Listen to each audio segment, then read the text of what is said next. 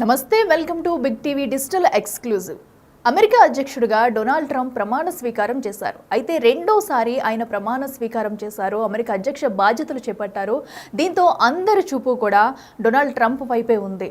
అయితే రెండోసారి కూడా బాధ్యతలు తీసుకున్న తర్వాత నూతన విధి విధానాలు ఎలా ఉండబోతున్నాయి, ట్రంప్ ఎలాంటి కీలకంగా వ్యవహరించబోతున్నారు అనేది కూడా ఉత్కంఠంగా మారింది. అయితే రెండోసారి కూడా ప్రెసిడెంట్గా ఎన్నికైన తర్వాత తొలి రోజే తనదైన స్టైల్లో ప్రకటనలు చేశారు ట్రంప్. తగ్గేదేలే అంటూ కూడా కొన్ని కీలక ఫైళ్లపై సంతకాలు చేశారు. అయితే ఇప్పుడు అందరి ఫోకస్ కూడా ట్రంప్ పైనే ఉంది.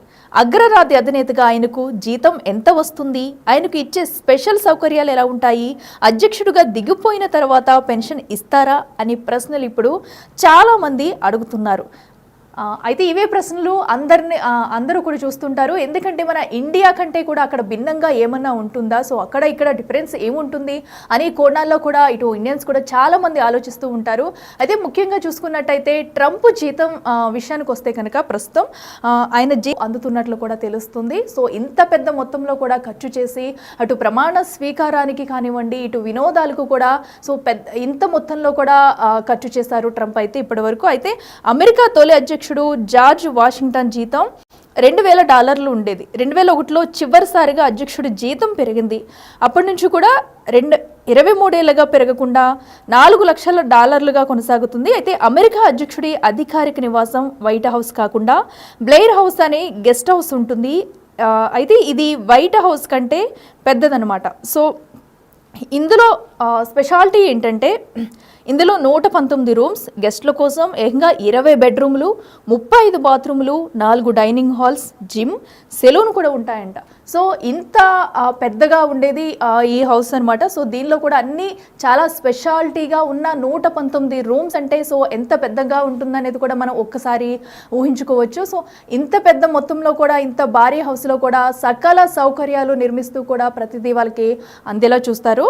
సో అలాగే క్యాంప్ డేవిడ్ అనే పర్వత విడిది కేంద్రం కూడా ఉంటుంది. దీన్ని దౌత్యపరమైన చర్చల కోసం ఎక్కువగా వినియోగిస్తుంటారు. 18 ఎకరాల విస్తీర్ణంలో ఉండే వైట్ హౌస్లో వంట, ఇతర పనుల కోసం 100 మంది సహాయకులు ఉంటారు. వారిలో అధ్యక్షుడికి భోజనాన్ని తయారు చేసేందుకు ఎగ్జిక్యూటివ్ షెఫ్, అలాగే ఎగ్జిక్యూటివ్ పెస్ట్రీ షెఫ్లు ఉంటారు. అంటే ప్రత్యేకంగా అధ్యక్షుడి కోసమే ప్రత్యేకంగా వడ్డించడానికి, వండడానికి కూడా చాలామంది సెపరేట్గా పెడతారనమాట. ఎందుకంటే అక్కడికి చాలామంది, ఒక హౌస్ అంటే చాలామంది గెస్ట్లు వస్తుంటారు, అలాగే మీటింగ్స్ జరుగుతుంటే వాళ్ళందరికీ వండే వాళ్ళు కాకుండా అధ్యక్షుడికి సెపరేట్గా కుక్ చేసే వాళ్ళు కానివ్వండి, వాళ్ళకి నచ్చిన రకరకాల వంటలు, సెపరేట్ ఆహారం, వినోదం అందించేందుకు వాళ్ళకి సపరేట్గా షెఫ్లను కూడా నివాసంలో ఏర్పాటు చేశారన్నమాట. సో నెక్స్ట్ చూసుకుంటే అమెరికా అధ్యక్షుడు ఎక్కడికి వెళ్ళాలన్నా కూడా అత్యంత విలాసవంతమైన, అత్యున్నత భద్రతతో కూడిన ఎయిర్ ఫోర్స్ 1 విమానం ఉంటుంది. దీంతోపాటు భారీ పేలుళ్లను తట్టుకునే మైరన్ 1 హెలికాప్టర్ ఉంటుంది. ఒకేలాంటివి 5 హెలికాప్టర్లు ఉంటాయి. అధ్యక్షుడు ఎందులో ఉన్నాడో శత్రువులకు తెలియకుండా చేయడం కోసం వీటిని వాడతారనమాట.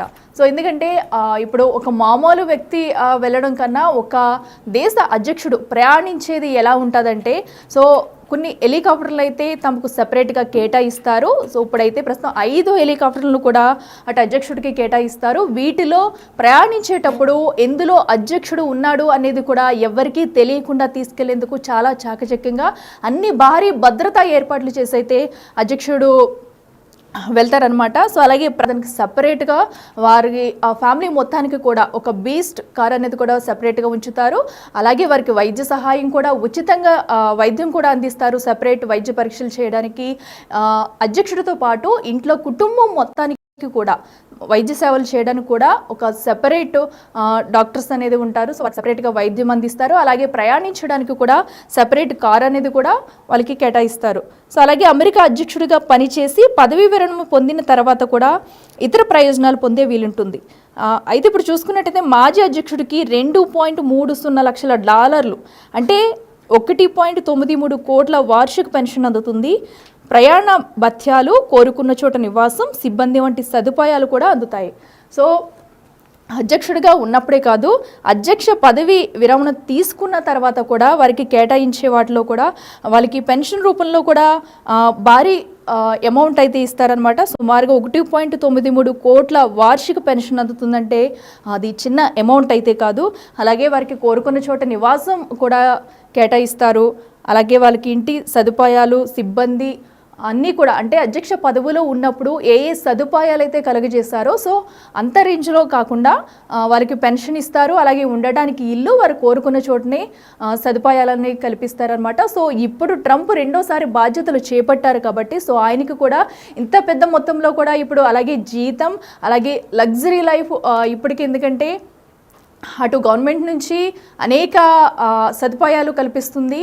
సో అలాగే అటు వైట్ హౌస్లో కూడా భారీ పెద్ద భవనాన్ని నిర్మించి పెద్ద భవనంలో ఉండేందుకు కూడా వీలుగా ఉంది. సుమారుగా 119 గదులతో, అలాగే 4 మీటింగ్ హాల్స్ కానివ్వండి, అటు ఎవరు వచ్చినా వాళ్ళకి కుకింగ్ చేయడానికి సెపరేట్ షెఫ్ ఉంటారు, వారికి నచ్చిన వంటలను కూడా వండుతారు. అలాగే బయటికి వెళ్ళేందుకు కూడా వాళ్ళకి సెపరేట్గా కార్స్ ఉంటాయి, హెలికాప్టర్స్ ఉంటాయి. సో వాళ్ళకి ఎటు వెళ్ళాలన్నా కూడా ప్రధానంగా సెపరేట్